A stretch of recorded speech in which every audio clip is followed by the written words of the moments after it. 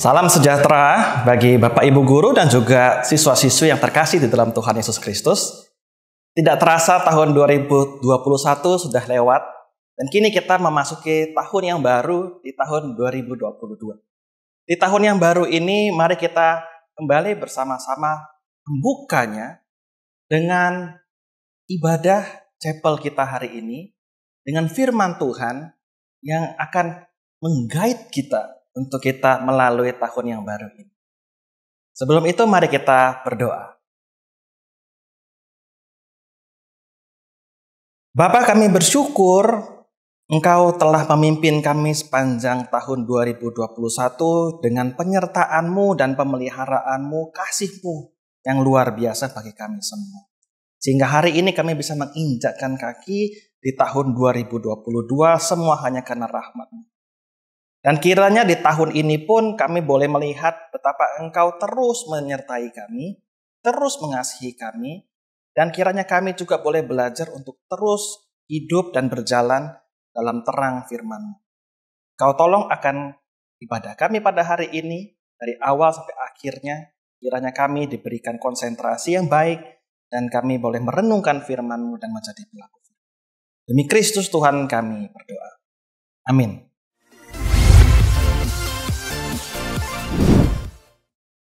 Halo semuanya, tidak terasa ya, kita sudah masuk di tahun yang baru, di tahun 2022. Bagaimana kabar kalian semua?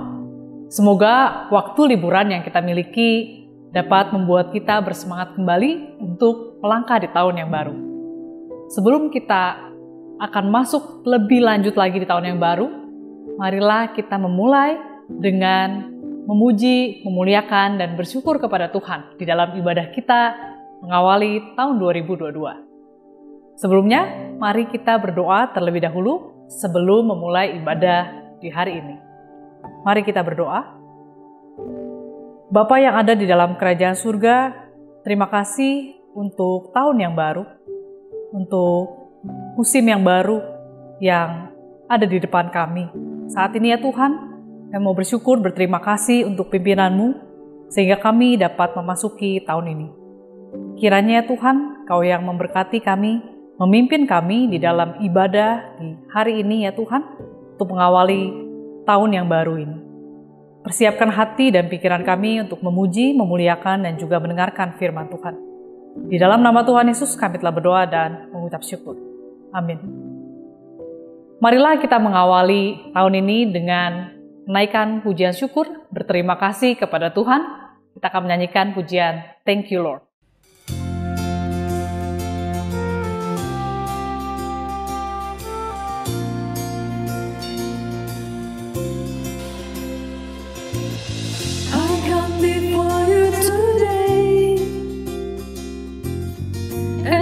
Just one thing that I want to say. Thank you, Lord. Thank you, Lord, for all you've given to me, for all the blessings that I cannot see. Thank you, Lord. Thank you, Lord. With a grateful heart, with a song of praise, with an outstretched arm, I will bless your name. Thank you, Lord. I just wanna thank you, Lord. Thank you, Lord. I just wanna thank you, Lord. Thank you, Lord.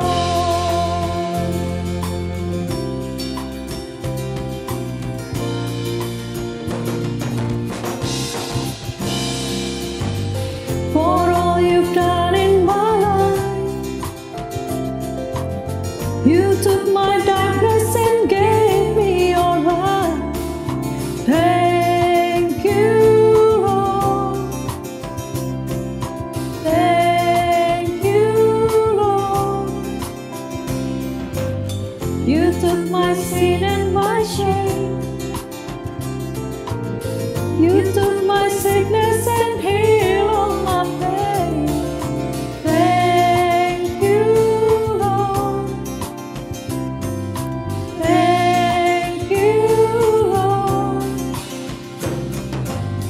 With a grateful heart, with a song of praise, with your great heart, I will bless your name. Thank you, Lord. I just wanna thank you, Lord. Thank you, Lord. I just wanna thank you, Lord. Thank you, Lord. I just wanna thank you, Lord. Thank you, Lord. I just wanna thank you, Lord. Thank you, Lord.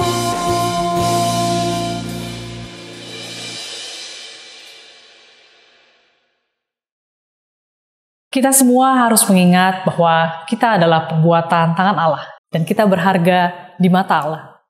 Sebelum kita akan mendengarkan pemberitaan firman Tuhan, marilah kita menaikkan pujian Kumilikmu.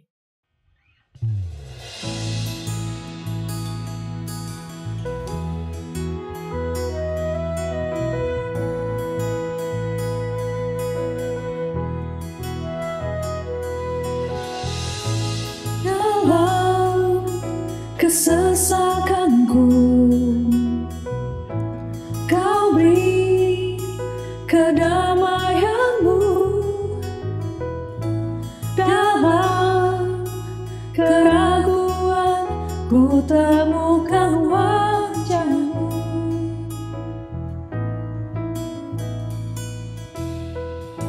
Karena pengorbananmu, Kau jadikanku baru. Sungguh ku terkagum, amanku di dalam-Mu, Yesus. Kau membentuk sesuai rencana-Mu. Kau memegang setiap musim hidupku. Ku serahkan semua kekhawatiranku ke-Mu.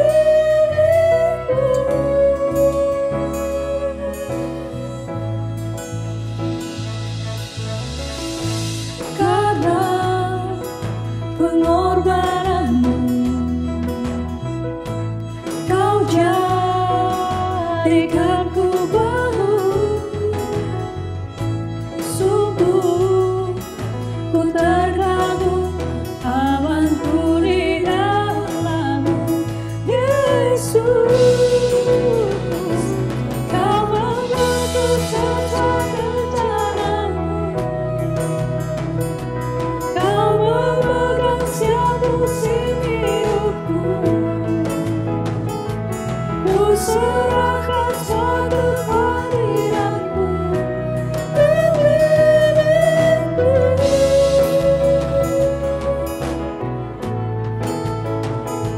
Semua kekuranganku Kau pun tahu. Tetap Kau pandang indah dalam-Mu. Ku angkat tanganku dan berseru, Ku-Milik-Mu.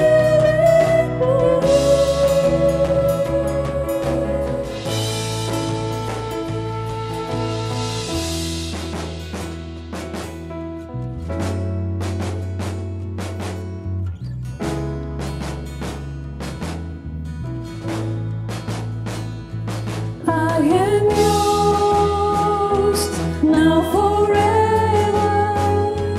In your grace I surrender.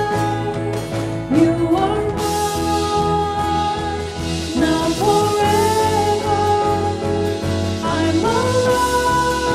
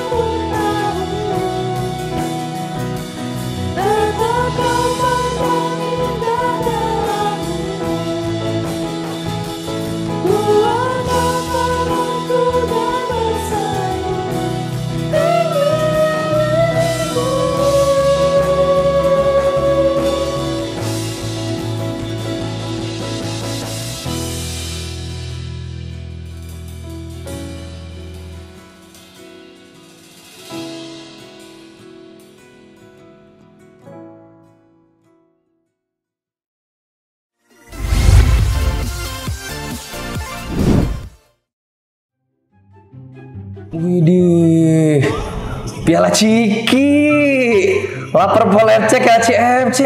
Bro, sini bro, lihatin bro nih, lapar Pol FC ke CFC main bro. Aduh, alay banget lagi nih orang, apalagi nih kayak iya nih, siapa nih?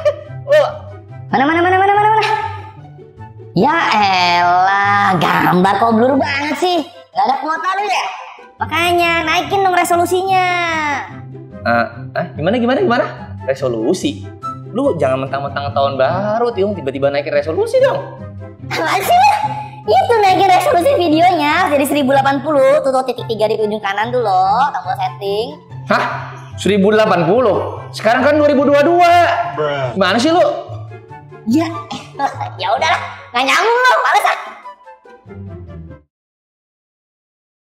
Siswa-siswi Pak College yang dikasih Tuhan dan Bapak Ibu Saudara sekalian, mari kita sebelum mendengarkan firman Tuhan, kita berdoa. Mari kita berdoa. Bapa dalam anugerah-Mu kami mengucap syukur karena kasih-Mu selalu cukup buat kami. Dan ketika kami mau mendengarkan firman, berkata-katalah dan persiapkanlah hati dan pikiran kami dan seluruh hidup kami, fisik kami, agar kami bisa mendengarkan dan pada akhirnya mendengarkan dengan seluruh hidup kami dan pada akhirnya diubahkan oleh kebenaran firman-Mu. Dalam Kristus Yesus kami berdoa. Amin. Selamat tahun baru, hai kaum-kaum pembuat resolusi. Senang bisa berjumpa dengan kalian semua lagi, siswa-siswi PA College dan Bapak Ibu Saudara sekalian. Tahun baru sangat lekat dengan apa yang tadi saya sebut, resolusi. Tapi tentunya kita tahu ya, resolusi yang dimaksud ini bukan seperti resolusi video atau resolusi kamera HP gitu kan. Nah, ini pasti berhubungan dengan tahun baru. Nah, sebelum kita membahas lebih jauh, mari kita pause sebentar, dan saya mau tanya kepada kalian, hai kaum pembuat resolusi. Aduh, kayaknya ngomongnya ribet banget ya, panjang gitu. Nah, oleh karena itu saya berikan sebuah istilah singkat untuk menyapa kita semua, yaitu kaum resolusioner. Ini mohon maaf gitu kepada guru bahasa Indonesia, ini sebenarnya katanya agak-agak maksa. Jadi mohon maaf gitu ya. Nah, kita panggil kaum resolusioner. Intinya adalah tukang buat resolusi lah. Ya, oke, back to the question. Pertanyaannya adalah siapa yang sudah membuat resolusi untuk tahun 2022 ini? Ayo angkat tangan kalian ke tempat kalian masing-masing. Apa resolusi kalian? Biasanya lebih rajin belajar, itu klise banget sih gitu kan. Atau saya mau mendapatkan hasil lebih lagi dari crypto mining saya di tahun 2002 ini. Atau bahkan mungkin resolusi sejuta umat. Itu apa? Menurunkan berat badan. Ya, saya tidak tahu apa resolusi kalian masing-masing, tetapi kaum resolusioner, pertanyaan sebenarnya adalah, apa sih artinya resolusi? Saya ngerasa, bahkan sebelum saya mempersiapkan bagian ini, saya ngerasa juga, apa sih resolusi itu ya? Kadang-kadang kita tuh cuma menggunakan kata-kata tanpa benar-benar memahami artinya. I just said the words because everybody said so loh, ya udah.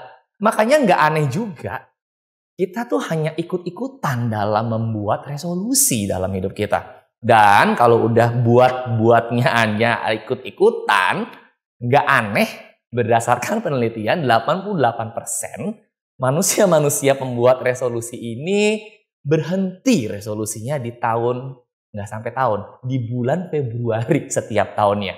Ya, menarik ya, 88% stop di bulan kedua. Nah, karena itu sebenarnya mari kita pahami dulu apa sih artinya resolusi. So, ketika kita mau mencari definisi, of course kita consult the dictionary. Saya mencari arti resolusi ini di Kamus Besar Bahasa Indonesia Daring ya. Menurut KBBI, resolusi itu seperti ini nih. Putusan atau kebulatan pendapat berupa permintaan atau tuntutan yang ditetapkan oleh rapat, musyawarah atau sidang. Pusing, udah pusing belum? Saya aja pusing bacanya kan gitu kan ya. Ketika saya baca, apa sih resolusi itu? Putusan atau kebulatan pendapat. Kayak selama ini saya kalau bikin resolusi nggak pernah rapat dulu deh. Nggak pernah musyawarah dulu sama siapa, sama pacar, sama istri, sama siapa. Kayak nggak pernah kan? Jadi apa ini? Nah, with all due respect gitu kan ya dengan KBBI, saya juga akhirnya consult untuk dengan Oxford Dictionary.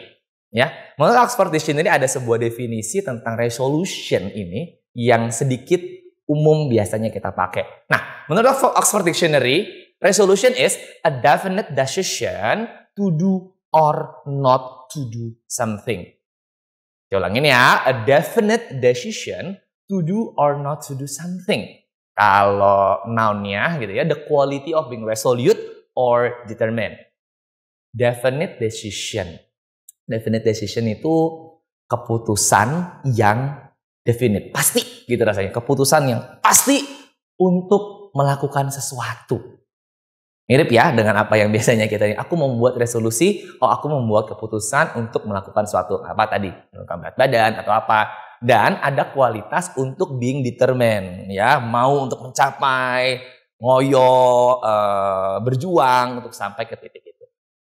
Nah, kalau kita sudah tahu definisinya, pertanyaan selanjutnya adalah ketika kita membuat resolusi dalam hidup kita, apakah kita sudah benar-benar decide definitely, benar-benar pasti memutuskan apa sih yang mau saya lakukan, dan benar-benar memutuskan aku mau melakukan itu.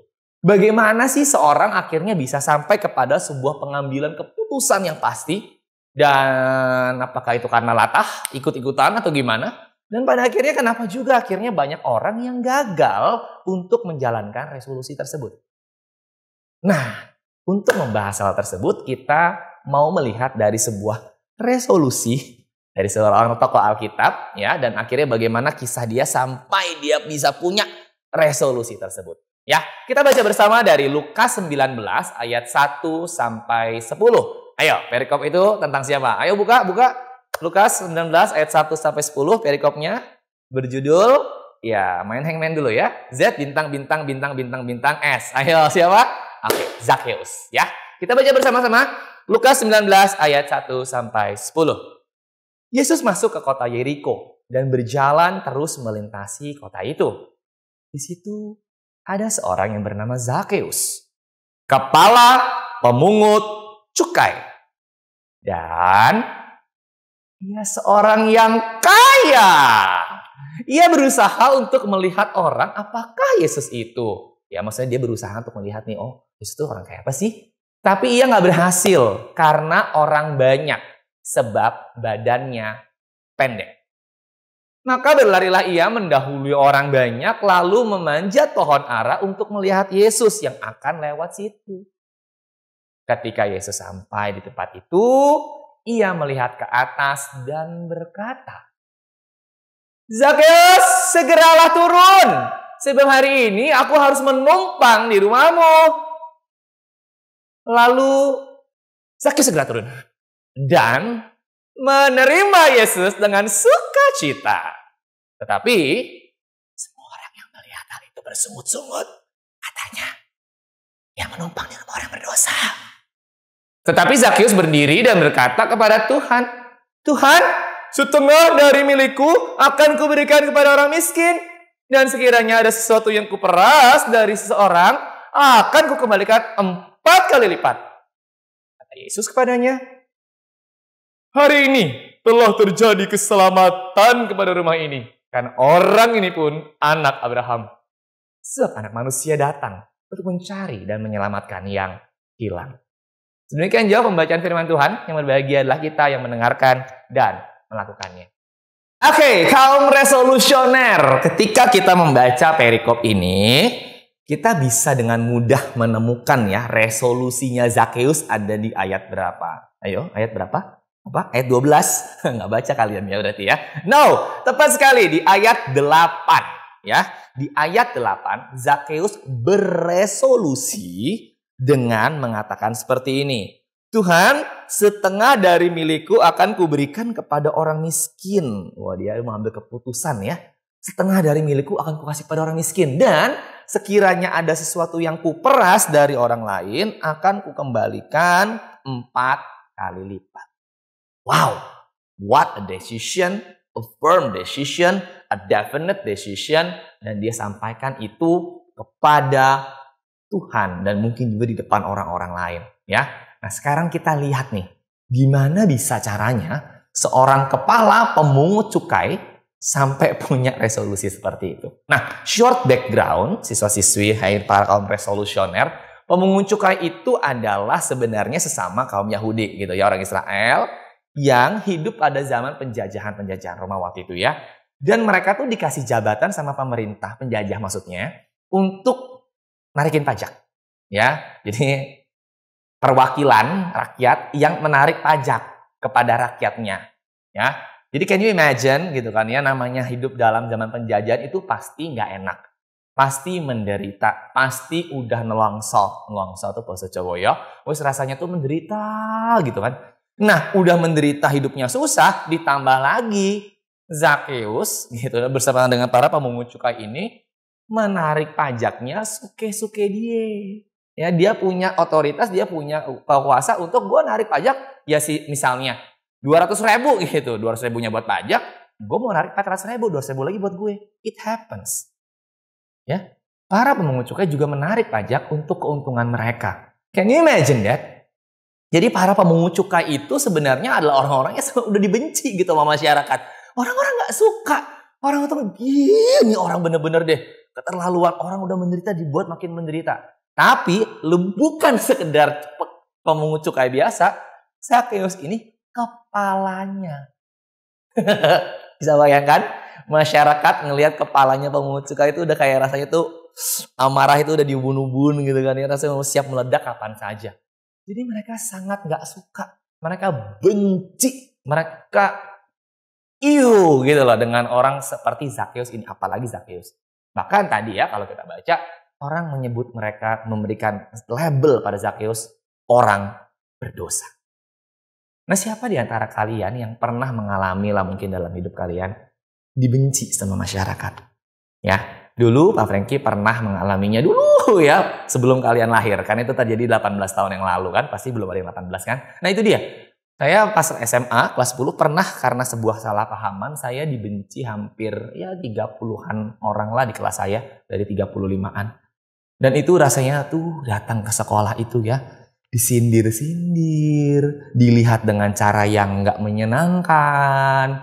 Kita mencoba membela diri pun rasanya ya sia-sia. Aduh, rasanya tuh, ayo, it happens gitu loh. Dan rasanya, aduh, menderita banget deh.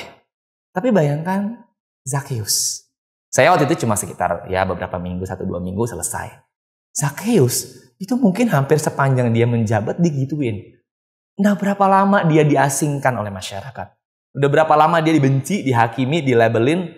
Dan kalau orang kayak gitu, apakah bakal, hey Zaki, gitu kan? Kagak ya. Zaki, oh kabur. Ya, orang juga pasti menghindari dia. Menariknya, kalau tadi kita baca di Lukas 19 ya, ketika Zakheus dengar Yesus mau ke kota Yeriko, mau lewat sana, dia tuh seakan-akan pengen banget buat ngeliat Yesus. Entah apa yang merasukinya, kan gitu. Saya nggak tahu apa yang merasuki Zakheus sampai dia tuh pengen banget ketemu Yesus. Mungkin dia udah dengar desas-desus nih. Oh, Yesus tuh orangnya baik, orangnya yang menerima orang-orang berdosa, dan pelacur juga waktu itu dia tolongin, orang-orang sakit dia tolongin, orang-orang yang dibuang, orang kusta yang juga outcast dia rangkul gitu kan. Jadi kayaknya I want to meet this guy. I want to see this guy. Aku mau ngeliat nih. Desas-desus itu bener enggak? Ya. Jadi kebayang ya, sebagai orang yang outcast terbuang kayak tadi, dia mau ngeliat kebenaran kisah dari orang yang mengasihi dan menerima. Lalu singkat cerita terjadilah ya drama memanjat pohon itu. Nah, FYI, kalau kalian tahu pohon ara itu biasa tingginya 6 meteran rata-rata. Tapi ada juga yang bisa sampai 9 meter.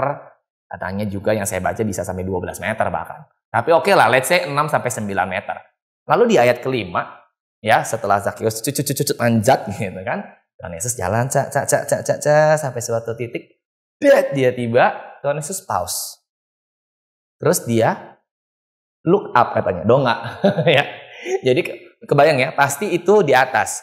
Nggak dibilang Tuhan Yesus pause dan melihat ke depan, lalu hey Zakheus, kan enggak.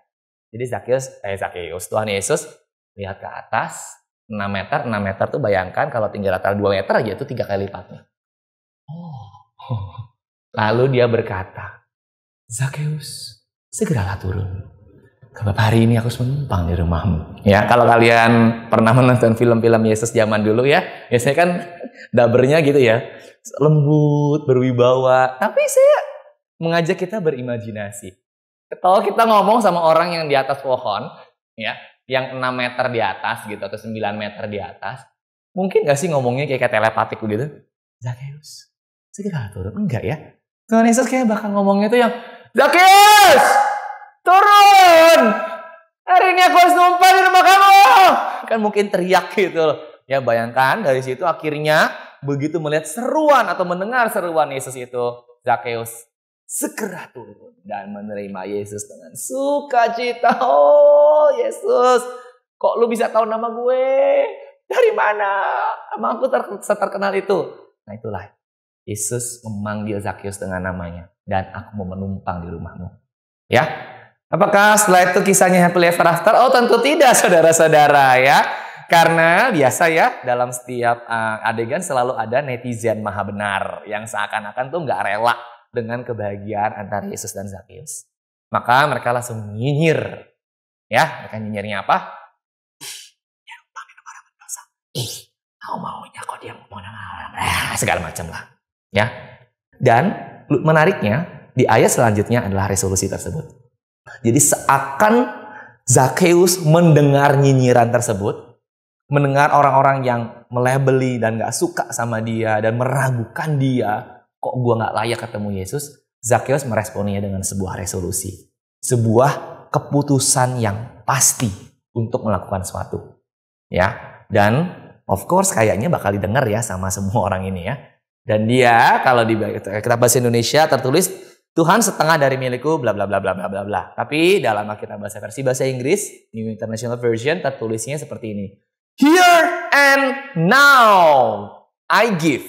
Ya, jadi ada here sekarang di sini dan now sekarang bahkan. Jadi can you imagine that betapa bulatnya keputusan itu, betapa bulatnya janji itu, betapa yakinnya resolusi itu bahwa aku sekarang dan di sini akan memberikan setengah milikku kepada orang miskin dan kalau ada yang kuperas aku memberikan 4 kali lipat. Ya. Sampai kisah bagian ini kita bisa mempelajarinya setidaknya 3 hal. Yang pertama, sebuah resolusi yang baik, ya, a definite decision diawali dari sebuah kesadaran bahwa diri kita tuh punya sebuah masalah. Mengacu pada background Zakheus, kita tahu he is a very troublesome person. Ya, dia punya masalah dalam masyarakat, dia juga punya masalah. Mungkin juga dia cinta uang, dia ingin mengeruk keuntungan yang luar biasa dari orang-orang masyarakat, saudara-saudaranya, sebangsanya. Jadi dia punya masalah sebenarnya dengan dirinya. Dan mungkin dengan orang-orang yang mengasingkan dia, benci sama dia juga mulai nyadar, orang-orang gak suka ya sama gue. Kok ini ya, something wrong dengan gue. Something wrong dengan diri saya. Apa ya? Kayaknya bener deh aku membuat orang menderita dan lain-lain. Oleh karena itu ketika Zakheus menyadari kebutuhan dia akan seseorang yang mau menerima dia dan mau mengampuni dia atas dosa-dosanya, dia bisa memulai ya tahapan menuju sebuah resolusi tersebut. It start with awareness of a problem. Ya, diawali dari sebuah kesadaran bahwa diri kita punya masalah. Pertanyaannya, apa masalah yang kamu punya? Apa masalah yang kita punya? Kekurangan fisik kah? Kepribadian kita yang mungkin nggak match dengan kelompok sosial di sekitar kita kah? Atau lebih dalam lagi, apakah ada dosa-dosa yang mungkin masih menjadi favorit kita? Kita simpan, kita lakukan, pornografi, atau hal yang lain yang mungkin kita malu sebenarnya, tapi kita nikmati terus-menerus. I don't know. What's your problem? Yang kedua, sebuah resolusi yang baik timbul, dilanjutkan ya tadi ya, diawali dengan itu, dilanjutkan dengan perjumpaan dengan Kristus. Perjumpaan pribadi dan relasi yang damai dengan Kristus akan menjadi dasar dari resolusi-resolusi dalam hidup kita. Hidup kita baru dapat berubah ketika kita menyadari bahwa kebutuhan kita akan pengampunan dan penerimaan. Dan semua itu dibayar lunas oleh pengorbanan dan kasih Kristus kepada kita. Para kaum resolusioner, banyak resolusi yang dibuat kita hanya sebatas tanda kutip ya untuk menyenangkan diri kita atau bahkan mungkin menyenangkan orang lain, people pleasing. Misalnya contoh ya, oh aku pengen kurus. Karena apa? Karena aku gak suka ngeliat mukaku di kaca. Kalau mukaku di kaca tuh aduh jelek, jawatan, whatever. Gitu. Atau aku pengen berhasil tadi crypto mining gitu ya. Kenapa sih aku mesti berhasil crypto mining menghasilkan uang yang banyak? Agar aku berpenghasilan, ya bagus. Pengen mungkin tambah-tambah uang jajan. Tapi mungkin kalau kita bertanya lebih lanjut, sebenarnya aku pengen berhasil ini agar teman-teman tidak meremehkan aku. Karena aku nggak pintar di pelajaran mungkin. Aku juga nggak jago olahraga. Tapi lihatlah, gue mandiri, gue bisa dapet duit banyak. Agar teman-teman tidak meremehkan aku. Atau mungkin bagi kalian yang last year student kelas 12, aku pengen tembus PTN. Wah, ya it's the time already. Ya, aku pengen tembus PTN agar apa?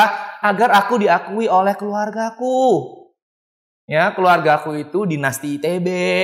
Masa iya aku nggak ITB? Kalau aku nggak ITB, aku dicoret dari kartu keluarga.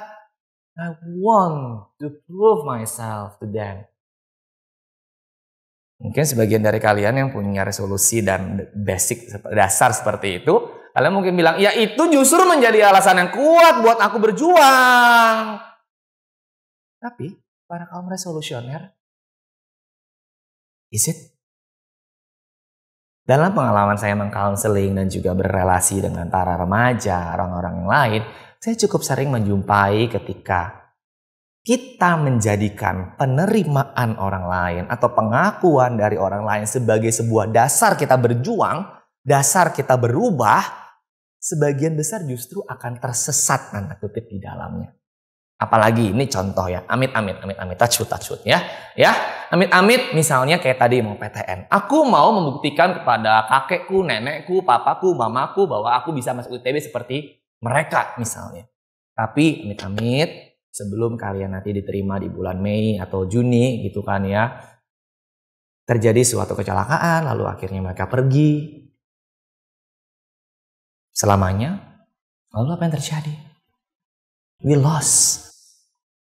Aku selama ini ingin buktikan kepada mereka, berjuang untuk mereka, tapi sekarang nggak ada. Terus gimana? Nggak satu, nggak dua kejadian-kejadian seperti itu. Akhirnya orang-orang tersebut lost. Nggak tahu lagi harus berjuang untuk mencapai resolusi buat siapa, demi apa. Terus gimana? Ya, para kaum resolusioner, self-pleasing atau people-pleasing. Saya ingin sampaikan bahwa jarang sekali dua hal ini bisa menjadi dasar yang kuat untuk kita boleh membangun resolusi yang kuat. Oleh karena itu, suatu dasar yang kuat bagi resolusi-resolusi hidup kita adalah supposedly, karena saya mau menyenangkan Kristus. Kristus yang kekal abadi selamanya. Kristus yang udah lebih dahulu mati, bangkit, dan akhirnya menjawab semua kebutuhan kita yang paling besar dan mendasar, yaitu penebusan atas dosa-dosa kita. Kristus yang menemukan kita yang terhilang dalam dosa, kita yang terhilang dalam ketiadaan dunia, kita yang terhilang arah. Kristus menjadi dasar. Dan Kristus pula lah yang akhirnya menuntun kita untuk belajar dan berubah menjadi orang yang semakin serupa dengan Dia. Nah, Zakheus, back to Zakheus. Zakheus menyadari bahwa selama ini kepuasan dalam kekayaan yang dia kejar. Dia ngejar kekayaan, dia ngejar ini, makanya wah, uang dia kumpulin. Namun begitu dia personal encounter dengan Tuhan, dia menyadari bahwa hal itu nggak lebih penting. Karena begitu melihat Kristus, aku bersuka cita. Aku menyambutnya dengan sukacita. Karena dia pun mau menyambut dan menerima aku. Karena pengampunan dosa, penerimaan yang Yesus kasih buat dia, itu lebih berharga daripada uang yang selama ini mungkin menjadi ambisinya dia. Dan kelihatannya gitu ya, in a split ayat, bukan split second, in a split ayat, kayak dia gampang banget jadi buang-buang duit ya. Wah, setengah dari milikku kasih orang miskin, 1/4, 4 kali lipat ku balikin. Kenapa dia bisa tanda kutip segitu mudahnya? Karena dia menyadari relasi dengan Kristus menjadi yang terpenting. Lebih daripada semua yang selama ini dia kejar. Resolusi Zakheus akan menyerukan, aku gak mau lagi jadi musuh masyarakat. Aku gak mau lagi memeras demi keuntunganku sendiri. Aku mau nebus apa yang sudah salah di masa lalu tentang uang ini. So, aku memutuskan dengan pasti, a definite decision to do what? To stasi setengah hartaku dan balikin 4 kali lipat buat yang kuperas. Dan tidak stop sampai di sana, di ayat 9 ya, seakan meresponi ya resolusi tersebut, Yesus Kristus memberikan validasi gitu ya kepada dia. Hari ini telah terjadi keselamatan pada rumah ini karena orang ini pun anak Abraham. Bener nih, ini dia nih bukti bahwa dia selamat. Telah terjadi keselamatan dalam hidupnya, dalam dirinya, rumahnya, keluarganya. Kaum resolusioner, apa yang selama ini menjadi dasar dari resolusi-resolusi yang kita buat? Yang ketiga, kalau sudah punya dasar yang kuat, apakah berarti kehidupan kita akan merry-go-round happy all the time? Gitu kan ya? Tentu tidak, saudara-saudara. Ya, memang tidak diceritakan lebih lanjut lagi kisah Zakheus ini di sepanjang sisa Alkitab. Ya, kalau kalian search, Zakheus itu juga muncul di Lukas aja. Tapi kita belajar percaya bahwa ketika keselamatan dan personal encounter dengan Kristus, Sang Juru Selamat telah terjadi, dasar yang kuat tersebut dapat menopang seseorang dalam sisa hidupnya. Tapi bagaimana kita bisa tahu, aku nih harusnya bikin resolusi apa dong? Dari mana kita bisa ketahui permasalahan-permasalahan apa nih yang masih dalam diriku yang perlu diubah? Dari mana kita bisa ketahui apa yang sebenarnya Tuhan inginkan untuk hidup saya? Dari mana kita bisa paham apa yang menyenangkan Kristus? Ya, untuk hal yang ketiga ini, poin yang ketiga ini simpel saja. Ya, kembali ke lagu sekolah minggu. Baca kitab suci, doa tiap hari. Ya, baca kitab suci. Cari tahu apa maunya Tuhan. Dan konsultasikan resolusimu itu kepada Tuhan dalam doa. Tuhan, aku rasanya mau dapat ini dari sini. Aku nggak ngerti nih. Kira-kira gini benar nggak ya Tuhan pengen aku gini? Itulah ya. Baca apa yang menjadi kerinduan hati Tuhan di sini. Masalahnya adalah, baca nggak? Saya nggak bilang kalian harus baca 20 pasal per hari. No. Bacalah mulai dari 5 menit sampai 10 menit per hari. Ya, baca 1 pasal, 2 pasal. Kalau bisa 3 pasal, setahun selesai. Carilah apa yang Tuhan mau di sini. Dan kalau nggak ngerti atau gimana, konsultasikan, tanya. Tuhan, I don't understand. What do you mean by this? Mau nggak kamu nyatakan kepadaku? Bagaimana kita mau tahu arah hidup kita kalau kita tidak mau baca arahannya? Yang keempat, yang terakhir ya. Udah senyum semua kalian terakhir ya. Seperti Zakheus ya, bukan sekedar consult your resolution to God. Lakukanlah, publish your resolution ya. Dia kayak ngomong juga depan orang-orang gitu kan. Tuhan, walaupun ngomongnya ke Tuhan ya, tapi kan orang-orang juga dengar. Publish your resolution agar apa? Agar orang-orang di sekitarmu, saudara-saudara seimanmu tahu apa yang menjadi pergumulanmu. Karena lagi-lagi menjalankannya tidak akan pernah mudah. Saya sampaikan, saya yakin gitu ya. Apakah semua orang nanti akan mendukungmu? Oh, tentu tidak. Mungkin akan ada yang nyinyir. Ya, seperti masyarakat di sekitar Zakheus, bisa jadi. Tapi kalaupun memang kalian belum menemukan orang-orang support system yang bisa mendukung kalian mencapai resolusi kalian, mintalah pada Tuhan. Dulu pas zaman SMA, saya juga pernah berdoa sama Tuhan, Tuhan kasih dong saya seorang sahabat yang bisa mendukung saya dalam perubahan diri saya, yang ngerti visinya, yang ngerti tujuannya, yang jelas hidupnya. Saya minta. Tuhan kasih nggak? Kasih sih, puji Tuhan ya. Ya, tapi itu dia. Mintalah kepada Tuhan, siapa tahu kita sudah disediakan, cuma kita juga nggak menyadari. Orang-orang itu ada di sekitar kita. Kenapa kita bisa nggak menyadari? Karena kita juga nggak pernah cerita pergumulan kita kepada orang lain. Karena kita nggak pernah publish your resolution. Saya nggak bilang berarti sekarang semuanya habis ini harus post di Instagram atau di TikTok atau Twitter atau apapun sosmed kalian. My resolution is bla bla bla bla bla. Nggak juga. Ceritakanlah kepada orang-orang yang mungkin menurut kalian bisa dipercaya, cukup dewasa mungkin untuk membimbing, untuk mendiskusikan, berjalan bersama-sama dengan kalian. Karena sekali lagi, kalau keputusan kalian simpan, siapa yang bisa tahu? Siapa yang bisa dukung? Ya, carilah partner untuk bersama-sama bertumbuh dan berubah. Dan saling mendukung untuk mewujudkan resolusi-resolusi yang menyenangkan Tuhan.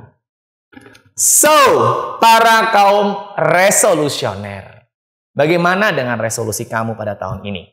Yuk kita evaluasi dan bangunlah resolusi itu di atas sebuah dasar yang teguh dan kuat. Agar apa? Agar resolusi kalian tidak sekedar menjadi resolusi. Restrip solusi. Artinya apa yang tahu ya? Solusi yang terus diulang. Tahun ini mau kurus, tahun depan mau kurus lagi, tahun depan mau kurus lagi. Padahal ya akhirnya nggak kurus-kurus gitu ya. Atau apa? Ya, jangan biarkan resolution kita menjadi resolusi. Tapi kiranya resolusi kita boleh menjadi sesuatu yang kita kerjakan. Agar apa yang kita kerjakan juga menyenangkan Tuhan. Soli Deo Gloria, segala kemuliaan hanya bagi Tuhan. Tuhan memberkati kita. Oke, kaum resolusioner, mari kita berdoa. Bapak, biarlah ketika kami menjajaki tahun 2022 di tengah-tengah unknowns yang ada dan yang tidak kami ketahui, tapi satu hal yang boleh pasti kami ketahui bahwa Kristus adalah dasar hidup kami dan Kristus adalah yang selalu menjamin masa depan kami. Dan Kristus tidak pernah meninggalkan kami.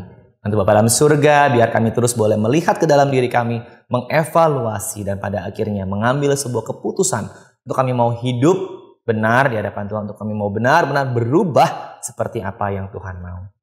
Sebab kami menyadari tidak mudah buat kami melakukannya, dan itu kami membutuhkan pertolongan dan kasih-Mu, orang-orang yang kiranya Engkau sediakan di sekitar kami untuk mendukung dan berjalan bersama-sama, biar kami boleh menikmatinya dan boleh sadar akan keberadaan mereka. Terima kasih Bapa, perjalanan kami serahkan dalam tangan pengasihan-Mu, sebab kami memulai tahun ini, semester ini, mengakhiri tahun ajaran ini juga pada akhirnya dengan anugerah dalam anugerah yang Engkau anugerahkan kepada kami. Segala puji, hormat, dan kemuliaan hanya bagi-Mu. Dalam Kristus Yesus kami berdoa dan kami berjalan menyambut tahun 2022. Amin.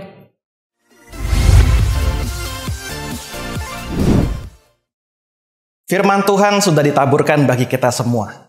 Banyak berkat-berkat firman Tuhan yang kiranya kita dapatkan dan masuk ke dalam hati kita. Inilah saatnya kita menutup ibadah kita, dan kiranya firman Tuhan ini boleh kita aplikasikan juga dalam kehidupan kita sehari-hari. Mari kita terima berkat Tuhan. Kiranya Allah Bapa yang Maha Kasih dan juga kasih setia dan juga anugerah dari Tuhan kita Yesus Kristus, bahkan penyertaan, pertolongan dari Allah Roh Kudus menyertai kita semua, supaya kita menjadi pelaku-pelaku firman, dan kita bisa menjalani tahun yang baru ini dengan satu kekuatan dan satu terang di dalam firman-Mu. Dalam Kristus Tuhan kami menutup ibadah ini. Amin.